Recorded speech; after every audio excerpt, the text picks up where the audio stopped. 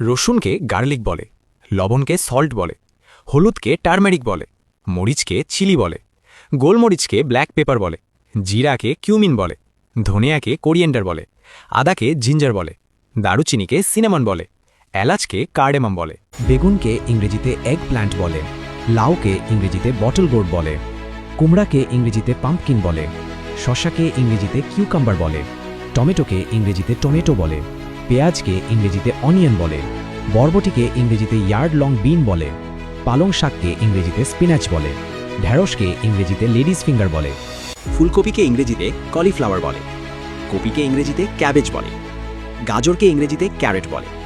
মূলাকে ইংরেজিতে র্যাডিশ বলে, করলাকে ইংরেজিতে বিটার গোর্ড বলে, ঝিঙেকে ইংরেজিতে রিচ গোর্ড বলে, চিচিঙ্গাকে ইংরেজিতে স্নেক গোর্ড বলে, মিষ্টি কুমড়াকে ইংরেজিতে স্কোয়াশ বলে, শিমকে ইংরেজিতে ফ্ল্যাট বিন বলে, মটরশুঁটিকে ইংরেজিতে গ্রিন পিস বলে, আনারসকে ইংরেজিতে পাইনঅ্যাপেল বলে,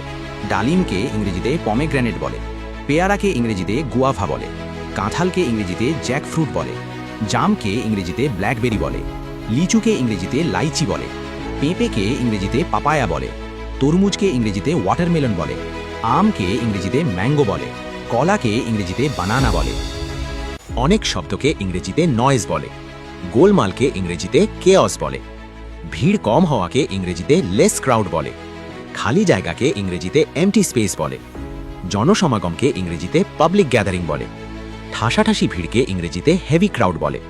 মানুষের চাপকে ইংরেজিতে প্রেশার অফ পিপল বলে, ভিড় ছত্রভঙ্গ হওয়াকে ইংরেজিতে ক্রাউড ডিসপার্সেল বলে, মানুষে মানুষে ঠাসাকে ইংরেজিতে প্যাকড উইথ পিপল বলে, ভিড়ে আটকে পড়াকে ইংরেজিতে স্টাক ইন দ্য ক্রাউড বলে। অতিথিকে ইংরেজিতে গেস্ট বলে, আত্মীয়কে ইংরেজিতে রিলেটিভ বলে, প্রতিবেশীকে ইংরেজিতে নেইবার বলে, বন্ধুকে ইংরেজিতে ফ্রেন্ড বলে, সহকর্মীকে ইংরেজিতে কলিগ বলে, সহপাঠীকে ইংরেজিতে ক্লাসমেট বলে, অপরিচিত ব্যক্তিকে ইংরেজিতে স্ট্রেঞ্জার বলে, আত্মীয় স্বজনকে ইংরেজিতে কিন বলে।